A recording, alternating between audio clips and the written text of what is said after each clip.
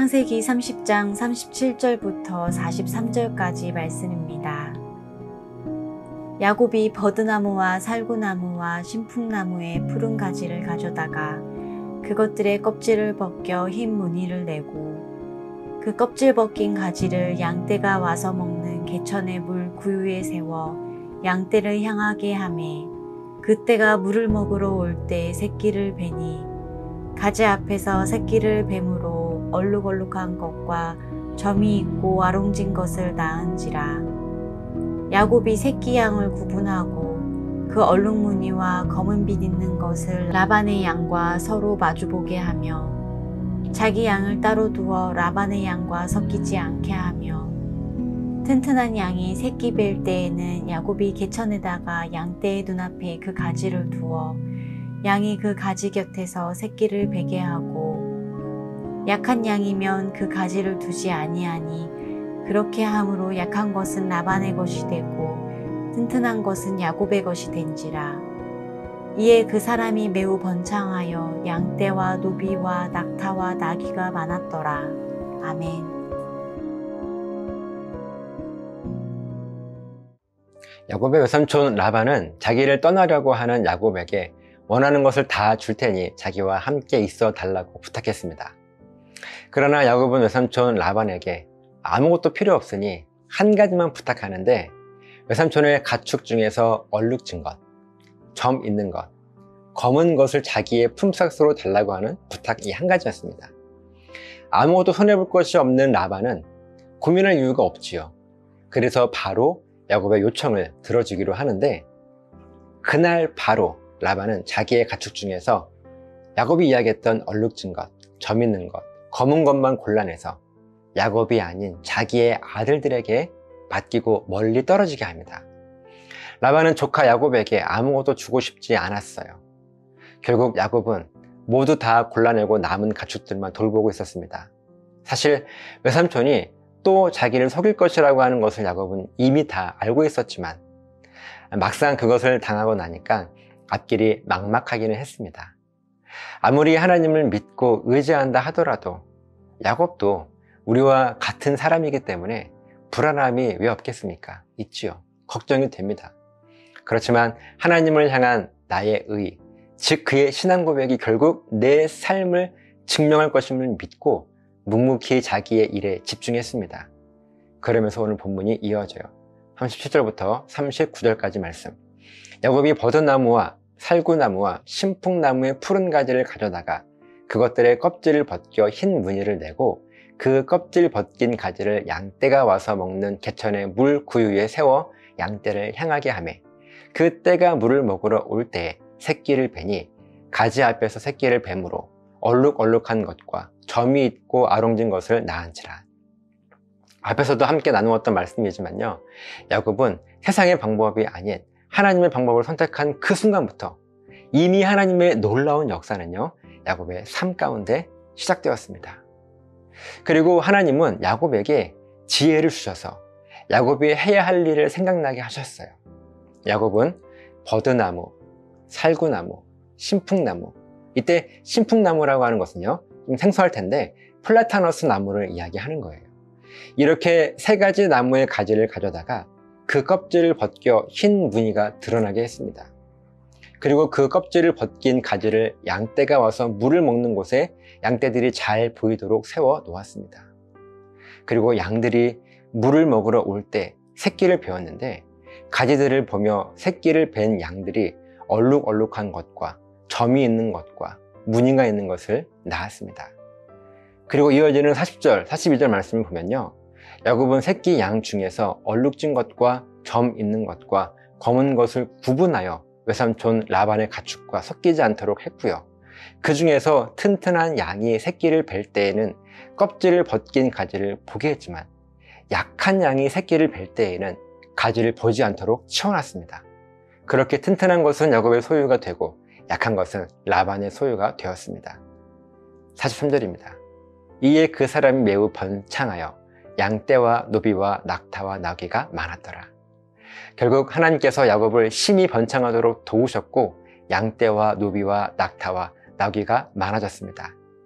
사랑하는 여러분, 비록 야곱이 하나님의 인도하심을 믿음으로 바라보고 라반에게 아무것도 요구하지 않았다 할지라도 라반이 수를 써서 결국 야곱과 상관없는 가축들만 남겨놓았을 때 야곱은요 답답했습니다. 걱정이 되었어요.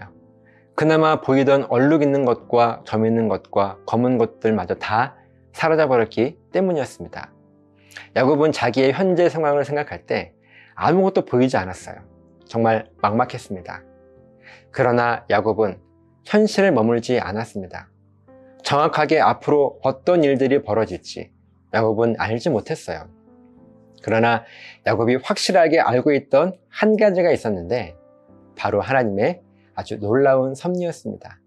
그 섭리의 핵심은 내가 나의 신앙을 하나님께 고백한 대로 하나님 나에게 응답해 주실 것이라고 하는 확신이었습니다. 야곱은 하나님께서 분명히 가장 안전한 섭리로 자기를 지키실 것이라고 하는 확신이 있었습니다. 계속해서 말씀을 드리지만 확신이 있다고 해서 흔들리지 않는 것은 아닙니다. 우리들은요 흔들릴 수밖에 없어요. 다만 확신이 있기 때문에 아무것도 보이지 않는 그 막막한 현실에 우리가 흔들린다 할지라도 하나님의 섭리에 대한 그 확신이 있기 때문에 다시 우리의 중심을 잡을 수 있고 우리가 안정적으로 살아갈 수가 있는 것입니다. 야곱은 자신의 현실에 분명 흔들렸습니다. 그렇지만 거기에 머무르지 않았어요. 땅을 바라보지 않고 하늘을 바라보며 세상에서 가장 안전한 하나님의 섭리를 다시 한번 붙잡았어요.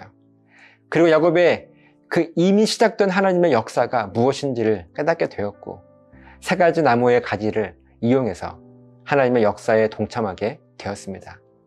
사랑하는 여러분, 지금 여러분의 현실이 아무것도 보이지 않아 막막한 상황이어서 여러분 답답하시고 두려우십니까? 누구든지 그럴 수 있어요.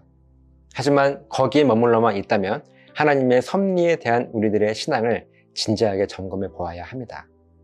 답답하고 막막한 현실에 갇혀 있다고 할지라도 우리의 신앙 깊숙한 곳 굳건하게 뿌리내리고 있는 그 하나님의 섭리에 대한 그 믿음을 다시 한번 여러분 붙잡고 그것을 바라보십시오. 이 세상 가장 안전한 섭리. 그때 하나님께서 내 삶 속에 여전히 일하고 계시면 우리들은 발견하게 될 것입니다. 이 믿음으로 오늘도 승리하시기를 예수님의 이름으로 간절하게 부탁을 드립니다. 기도하시겠습니다. 살아계신 하나님, 하나님의 섭리는 이 세상 가장 안전한 그 모습으로 우리를 인도하십니다. 야곱은 외삼촌 라반에게 여러 가지 일들을 당했을 때 그는 부당하고 억울하고 두렵고 걱정이 되었습니다. 하지만 거기에 머무르지 않고 그것을 초월한 하나님의 가장 안전한 섭리를 붙잡음을 통하여서 그가 고백한 신앙 고백 그대로 응답이 되었습니다. 이 믿음의 원리가 우리 삶 가운데 깊이 뿌리 박혀서 우리도 하나님 앞에 온전한 삶을 살아갈 수 있도록 인도하여 주시옵소서. 감사드리며 축복하며 예수님 이름으로 기도드리옵나이다. 아멘.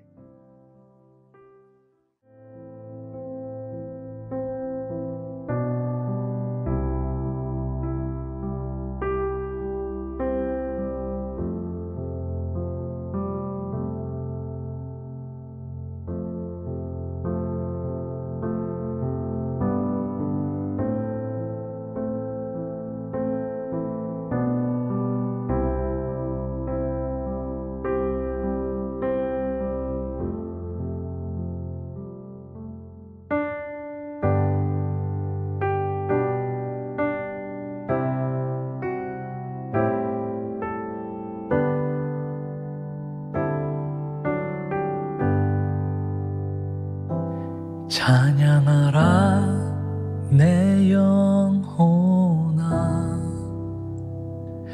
찬양하라 내 영혼아, 내 속에 있는 것들아 다 찬양하라.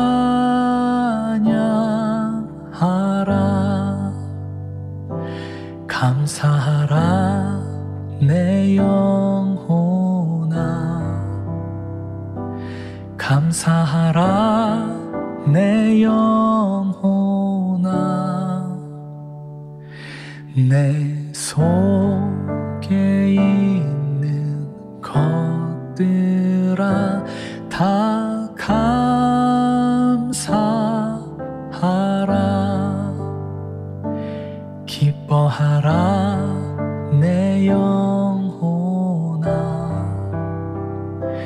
기뻐하라 내 영혼아. 내 속에 있는 것들아 다 기뻐하라.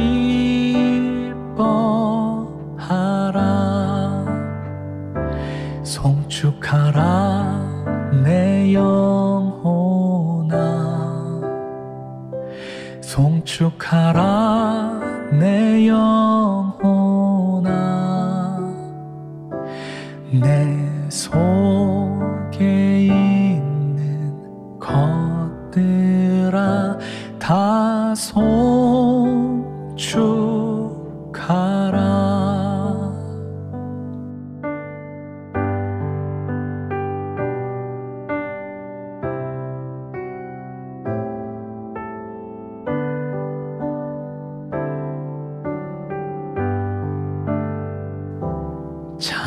찬양하라 내 영혼아.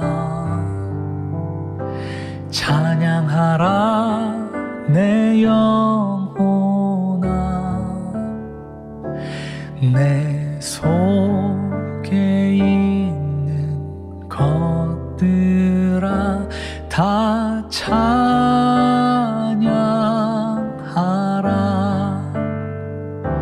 감사하라 내 영혼아. 감사하라 내 영혼아. 내 속에 있는 것들아 다 감사하라.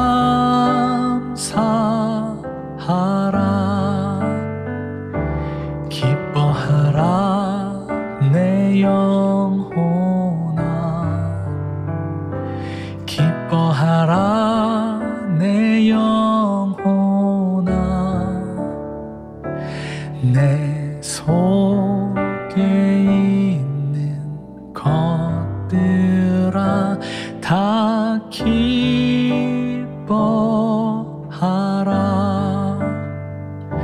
송축하라 내 영혼아.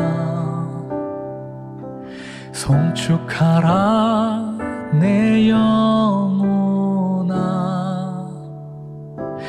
내 속에 있는 것들아 다 송축하라.